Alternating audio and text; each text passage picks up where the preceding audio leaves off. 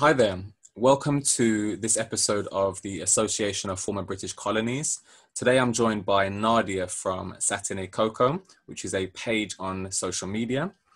Today we're going to be talking about the legacy of British rule and colonialism in the island of Mauritius. This is something that I'm really excited to talk about today. It's actually something that I will be learning much from Nadia today, as well as our audience. So I'm really excited to learn more about the experience of Mauritius as a former British colony. Nadia, welcome to the show. Hello, thank you for having me. You're welcome. So if you could start by telling the audience a bit about yourself and your background. Sure. So my name is Nadia. I actually work in advertising. But as I've been working throughout the years, I've kind of realised that my passion lies with just finding out a bit more about diversity and inclusion, and why not start with my own background. So I'm Mauritian. I'm actually British Mauritian, but I've been very, very lucky to be able to actually live in Mauritius for a few years and in France. So living in these three different places has made me realise and shown me how Mauritian culture kind of comes out. And we've got some things that we all share in common, but some differences as well. And one of the main differences I found is that a lot of Mauritian culture and art and literature is conveyed in French. So if you're a British Mauritian or a Mauritian who lives abroad in maybe Australia or Canada or America, that kind of information is not that accessible to you, which was kind of the main motivations and reasons for starting Satine Coco, because it was a kind of way of building showing Mauritian culture to those who won't usually find it accessible, make it a bit fun but informative as well. Okay, brilliant. So tell us more about Satine Coco then. And also how is your content being received by your audience? So I went in there with no expectations. I just wanted to just show things about many. So one of the main I shared, which received quite well, was something on the Great Experiment. So what a lot of people don't know about Mauritius is that it's not just, sugar plantations and a honeymoon destination, but while it was under British colonial rule before it gained independence, it was actually one of the first sites for endangered labourship. So we all know that the British, did very well in kind of abolishing slavery in 1835. But what a lot of people don't know is that, they still had loads of plantations and loads of colonies, and that was ramping up. So they needed to kind of replace that labour that they lost. And what better way to do it than bringing in a new form of labour, which was in fact indentured servitudes, which is very similar to slavery, except for the fact that people going into it were signing some form of contract. And Mauritius was chosen as the first site to do this because the sugar plantations were really ramping up, and it was kind of expanding compared to places like the West Indies, where the British thought that was kind of exhausted now. So while Mauritius was still undergoing development, they kind of built a port there to receive all these indentured servants. Some of them would be sent to work on the sugar plantations. Some of them would be sent elsewhere to South Africa, to the West Indies, to Australia.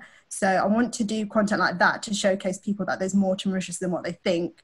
But at the same time, I also kind of want to make it a bit fun and show that, we do have some kind of similar experiences that we all share, like when we go back home and how our family receives us. So I want it to kind of be lighthearted and funny when it needs to be, but also serious when it needs to be as well.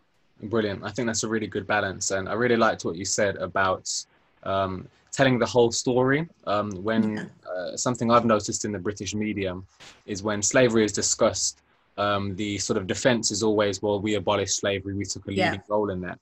But there is evidence that seems to suggest that perhaps one of the ulterior motives for the abolishment of slavery was that there were, shall we say, potential loopholes in finding alternative and exploitative forms of labor. I believe, could be wrong on this, that the indentured servitude system is now actually classed as a form of slavery. I think the International Court of Justice on Human Rights that say that it is actually a form of slavery, because, indentured servants work just as hard. Yeah, they entered a contract, but, they were probably escaping a life of poverty. So if we take the case of India, especially, as they were decolonizing India and led to partition, etc., a lot of these people were left in unimaginable slavery. So they were just poverty, sorry. So they were just thinking of a way to escape that. Of course, go somewhere to look for a better life. And once you've been there for 5 years working, you're not going to go back, are you? So I do, there's definitely some kind of loophole or ulterior motive behind it. Interesting. So if we just give a summary to our audience of the history of Mauritius, and this can obviously include the French rule as well. Are you able to just provide that summary, please? Yeah, so Mauritius is a very small island. It's in the Indian Ocean. It's kind of east of Madagascar. It's usually not shown on a map because it's so small. And it was first discovered by the Dutch in I believe, the 1600s. And they were the first people to kind of set up sugar plantations there, but they weren't there for very long. And then it was taken over by the French. And that's when it kind of really ramped up in terms of industrialization and, bringing slaves over to work on plantations. And then it was eventually ceded to the British in about 1814, when the British took over. And Mauritius it's a bit different in other colonies in the sense that although British law came into place, it kind of retained a lot of French culture. So even today, it kind of has an effect. So for example, Parliament is the kind of Westminster system we have here, but some of the laws are still in French. The language is mainly French. So it's kind of a mix, although the British were the last people to have colonized it, it's kind of a mix of French and British influences and culture.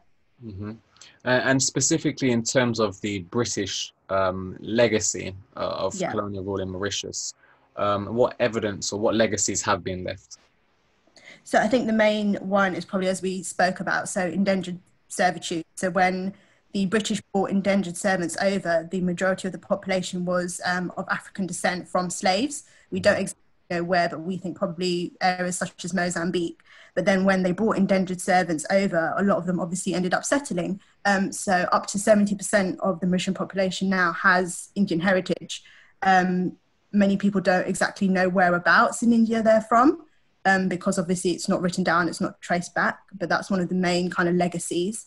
Another legacy is the sugar plantations and the sugar estates on the island. So around 90% of arable land in Mauritius is sugar plantations, and a lot of its export is sugar. So that was really ramped up during British rule. So during British rule in Mauritius, the number of sugar mills actually went down because the British consolidated them, but the kind of output of sugar was 10 times more than the French. So those are probably the two main ones.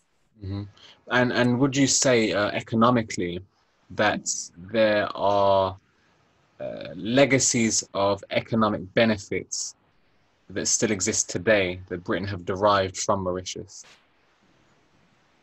Economic benefits. What do you mean? Can you expand on that question a bit more for me, please? Or would you say Britain still to this day benefits from the enrichment from the sugar estates in Mauritius? That one I'm not too sure of, because although I do know that the sugar estates, for example, I think there's 10 or 11 main sugar estates now. I'm not too sure who owns them, however. I do believe one for sure is still belongs to a French family who came to the island in the 1700s and owned a sugar estate and had slaves working on their plantation. It's still owned by that family. For the others, I'm not too sure now if it's still kind of a legacy of slavery and colonialism, or if they've kind of been moved on to Mauritian owners. That I'll look into a bit more, but I can't say for sure if the British, have economic benefit from that. What I do, however, is that the British are benefiting from an island a series of islands called the Chagos Islands. So I don't know if you know much about that. Yeah, well, please, we mentioned it in our conversation that we had previously, but I would love you to tell our audience about it. So the Shoguos Islands, I think, is something many, many people don't know about. And to be honest, I didn't know anything about them until I actually lived in Mauritius myself, and I heard people talking about them. So this was one of the main motivations for Sachini Cook as well, to kind of spread awareness of what's going on in Chagos, because I think it's something so important that a lot of people need to know. So Mauritius is not just Mauritius. It has kind of, I don't want to say dependencies, because I don't think that's the right words, but it has other territories, let's say, that belong to it, but these territories are pretty self-sufficient. So if we take one of the newest ones, which is Rodrigues Island, it has its own population. Yeah, they're Mauritian, but they're very self-sufficient. They have their own ways of working. We have St. Brandon as well, and then loads of little islands. And while Mauritius was still under British colonial rule, some of these islands were called the Chagos Islands, and the main one was called Diego Garcia. Now, when the French occupied it, they brought slaves over to Diego Garcia to work on these coconut plantations. So over the years, obviously, they've stayed and they've kind of made their own society. They've got their own land, they've got their own homes. They raise livestock, they go fishing. And again, they're pretty self-sufficient. There's no money on the island, or very little money. They're paid in kind of rations, but it works for them. Now, as the British were in the process of decolonizing in the 60s, the Americans needed a base in the Indian Ocean. And I'm reading a very interesting book at the moment from David Vine about how this came about. So the Americans kind of wanted to stockpile loads of different islands that they could while they were still under their Western allies before they got decolonized and independence, because obviously it would be a lot harder to gain these islands. So the British and Americans, long story short, made a deal to separate the Chagos Islands from Mauritius. They exiled illegally the whole population, so around 1,500 to 2,000 people. They overnight dumped them in ports in Mauritius and Seychelles. They're not allowed to go back to their islands, and that island now, to this day, is still under illegal colonization by the British and Americans for a military base. So in terms of that, I think the British are kind of, benefiting from that. It's shocking. And emotionally, how does it make you feel? Well, it's not, for lack of a better word, it's just not nice. It's not fair. And, it's a very secret, underhand deal. Not a lot of people know about it. There have been campaigns. Chagosians have campaigned to go back. The International Court of Justice and the UN have said, what Britain did was illegal, and they need to decolonize immediately. I think in October, November last year, they were given 6 months to hand back the island.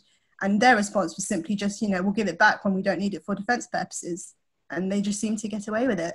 Meanwhile, people who have been living there for 5-6 generations are overnight booted into a different country. Some of them are living in South London now, I believe, and have been campaigning to go back. But, it's just not happening for them.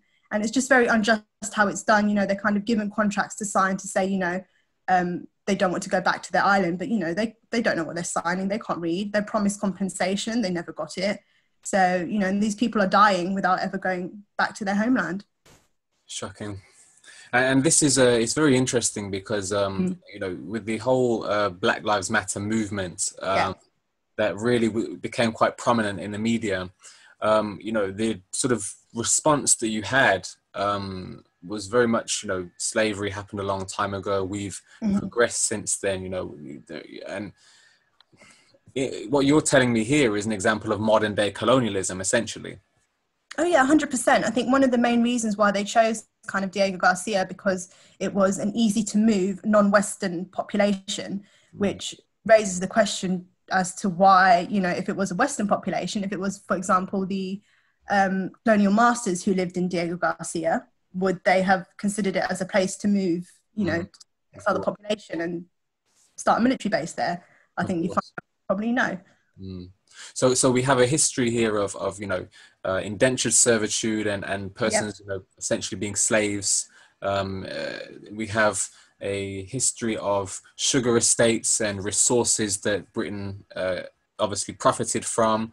Were there any other resources that Britain was able to profit from in Mauritius?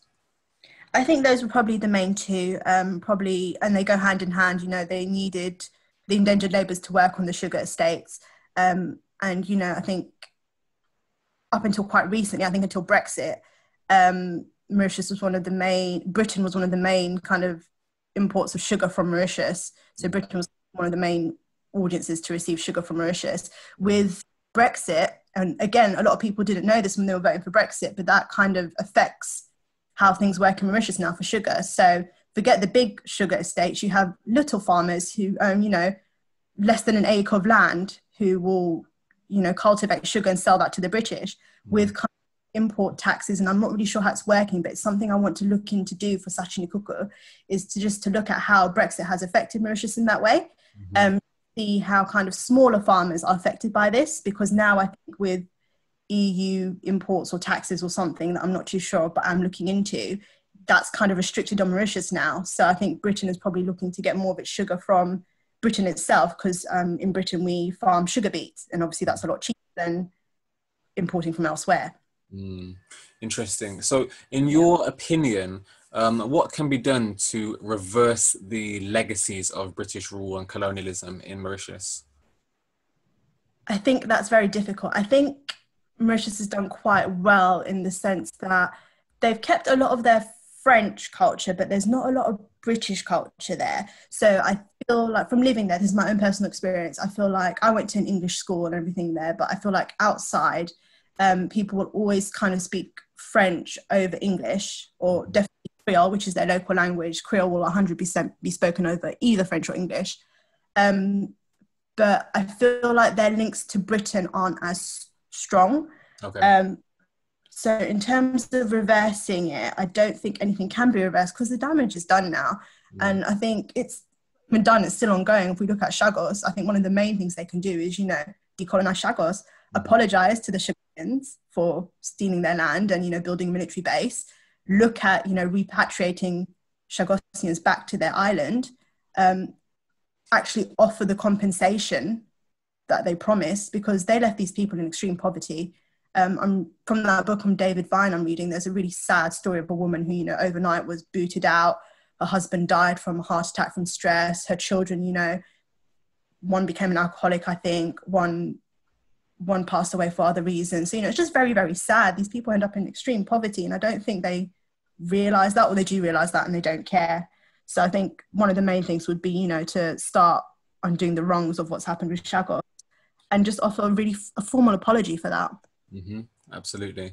So in terms of, obviously we both live in modern day Britain now. Yeah. What's your opinion on the attitude that modern day Britain has towards its colonial past?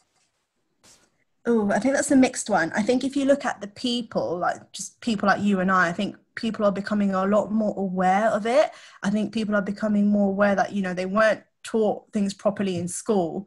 And it's kind of down to people like you and me and loads of other really great people out there who are, showing people this is what you need to be looking into. And, it's things like this are great and it's a starting point, but then I kind of hope it kind of prompts other people to do their own research and look into their own history and cultures a bit more. So I think from this perspective, it's good in a way because it's prompting people to look into issues they weren't usually looking into. I think Britain as a whole is very difficult. I mean, if you look at some of the reactions we got from, for example, the Edward Colston statue being pulled down, some of the reactions we got from the government, I think it's definitely a mixed one without saying too much and getting into trouble. I do have a lot of work to do here in Britain. Yeah, I think, if I talk about my experience in the education system, going to secondary school, and I think I've mentioned this on other podcasts, that I wasn't taught anything about the dark side of the British Empire. In fact, I remember a day in school when I actually questioned a paragraph in a textbook, which essentially seemed to say that slavery was a good and profitable thing for Britain to do. I did question it to my teacher, and he wasn't very compassionate and understanding of the fact that, he knew that I was British Caribbean. He knew that my family would have been victims of that. He wasn't very compassionate or understanding at all, and it kind of shut me down. That was my experience of it, which really disappointed me. Of course, and as a kid as well, who are you to kind of question the system? Because, this is what's been taught for, several years. Like, why would you suddenly come along and question it? And then that means it's wrong. So, of course, you feel like that. Absolutely. And I think going forward in terms of A-level, we did learn about not so much the slave trade, but more the once the slaves were in the Americas themselves and what happened there and segregation. But again, it was very much taught as an American problem.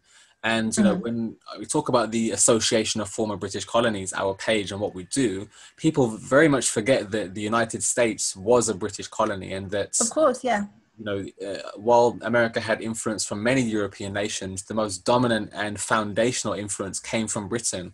There's a statistic that I saw that in the year 1700, something like over 80% of the white people in America were British or of British descent. Yeah, of course. And that's what people forget. Like, a lot of these white people who came over to America as well were also indentured servants. They were probably doing some kind of prison term in Britain, Yeah. and places like America and Australia were areas where they could be sent to do hard labor Mm-hmm. and, you know, pay off their kind of sentence. But because they are seen as, you know, white and Western, it's very different for them. It's a very different experience. Yeah, and I do find this attitude, and I don't know if you've noticed it as well. There is this mentality that, so for example, in Australia, we have the, you know, the horrific treatment of the Aborigines, and you know, Yes. that's gone on for a significant amount of time. And there's this mentality that it's an Australia problem, notwithstanding the fact that the problem really arose with British settlement in Australia. Yeah. You know, it's the terminology is very convenient. I think there's a colonial amnesia that exists within the minds of many. And it's just something that should be almost, I get this impression that it's almost something that should be locked away. It's 2020 now, we're over those things. We don't need to talk about them. If you do talk about them, you know, you're looking over your shoulder. You're not in touch with the present day and the modern day. Yeah.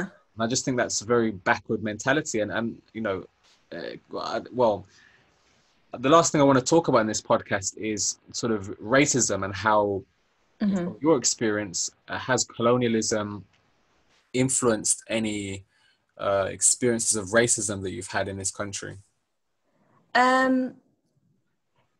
Before I start in this country, I want to say Mauritius, I can honestly say that I've never experienced racism there. I think one of the great things about the country is that now it's so diverse. It's multi-ethnic. You have people from all kinds of backgrounds who live there. So I think living over there was one of the places where I felt really kind of comfortable within myself, because I knew, you know, that even though everyone's different, everyone's diverse, everyone gets on. Here, I think it's different because I've been brought up and grown up in London. I've never really experienced it here because London's quite multicultural anyway. I think 40% of London is from an ethnic minority background. I moved up north to study for university. I think I can only recount one form of overt racism, which I experienced when I was walking out of a train station and, you know, I've got a racial slur shouted at me. But because of the language they used, I didn't realize it was directed at me. But then I looked around and then I kind of thought, oh, they mean it to me. And, you know, kind of get these people out of here. They're taking our jobs. That kind of, you know, typical one that you hear. And in terms of other forms of racism, I think it's just kind of little daily microaggressions you hear from people. I feel like sometimes I could do something and someone else could do something, but because I've done it, it's kind of different or seen as strange. So if I think about sometimes in places I've worked, when I brought in food that's a bit different, I kind of get the, you know, what's it called? Like, you know, when they scrunch up their face and kind of peer in the box, or definitely I get pointed out on my appearance a lot. So I like to have long nails. It's a thing I like to have.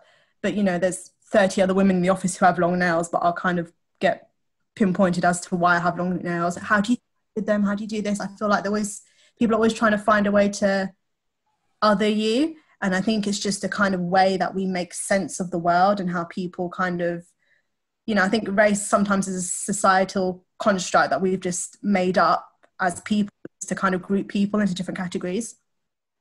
Okay, yeah, I think that makes sense. And are you of the opinion that these microaggressions and your experience of racism, are they rooted in colonial values or not, in your opinion? That one's difficult. I'm not sure. I don't know if people sometimes are genuinely curious, which I don't mind. If you're curious, then I'm more than happy to, you know, answer any questions you have. I think it's just the way it's said.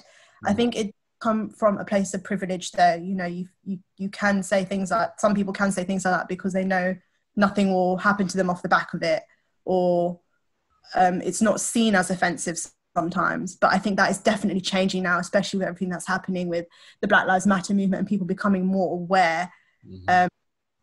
But saying that, it's very, very sad that that has had to happen to suddenly bring it into the spotlight, because had it not happened and 2020 had stayed the same, I'd wonder what things would be like. Would we still be carrying on the same way?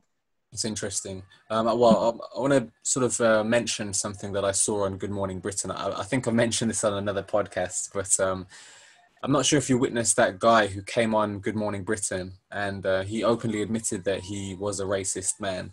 And he took it upon himself to educate himself about the experiences of, so, you know, persons from the Caribbean and Africa and Asia, and why they came to Britain. You know, I suppose sort of, you know, that mentality, oh, they've come here to take our jobs. Well, this person obviously took it upon himself to understand why they came to Britain, and he obviously saw that it was very much rooted in a colonial past. Of course. And I just think that with education and you know, the curriculum in schools in this country,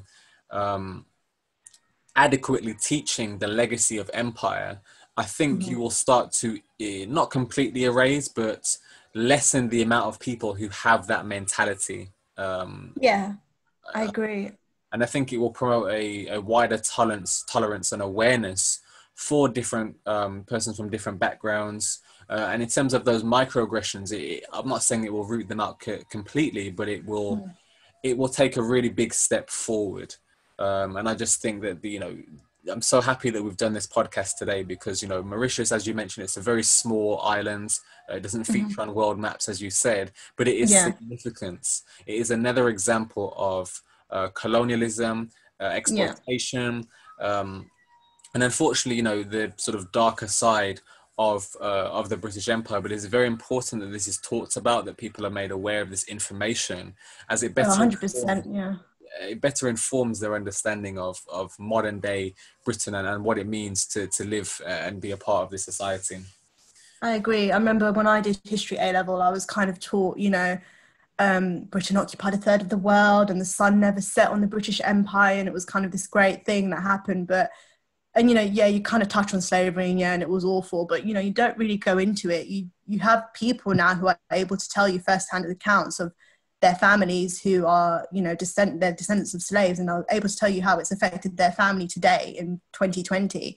So you get, I think it needs to start in schools. You know, we have this kind of, I think it's inherent in us, which carries on throughout our lives. But if we start changing the narrative earlier, start changing how history is taught in schools, you know, get people like me, you, and whoever else in. There's a really good a collective called Fill in the Blanks UK. So kind of, I think the A-level students are a bit older, and they're kind of families from former British colonies, and they're just going around trying to help change the narrative about, you know, what the British Empire actually was, and, you know, kind of modern day effects of colonialism. So, you know, we have these resources now. There's kind of no excuse not to educate yourself or, you know, learn more about it now. And we're in the process now where we really have to try and unlearn what we've been taught, which is really difficult, but, you know, it is baby steps. Absolutely. Well, it's a good baby step for us to do this podcast and make this information available for people. Could you tell our audience where they can find you on social media? Yep, if you just find me at Satinikoco, so that's Satinicoco. So Satinikoco is actually, it means coconut chutney. So it's kind of a common dish, well, like a little side dipping sauce that we have in Mauritius. Goes with mostly all our food. So I thought it would just be like a fun way to share the culture, really. So if you just find me on Instagram, and I'll be sharing loads of things on kind of Mauritian history, a lot on Chagos coming soon, hopefully. Just some little memes as well to keep it lighthearted, because that's another thing. I don't want, you know, our history just to be steeped in colonialism, and this is why, you know, we do have our own culture. We're thriving, we're doing really well, and, you know, just wanted to share that as well. Brilliant. And you guys can view this podcast on YouTube and also via the Association of Former British Colonies Instagram page. For those of you who aren't following us already, you can follow us at ASSOC_former_British_colonies. I hope that you guys enjoyed this podcast. If you have any questions for myself or for Nadia, I'm sure that we would both be happy to respond to any DMs or any comments that you guys have. Send them through. Brilliant. So thank you very much, guys, for listening. We hope you enjoyed this, and we'll see you guys soon.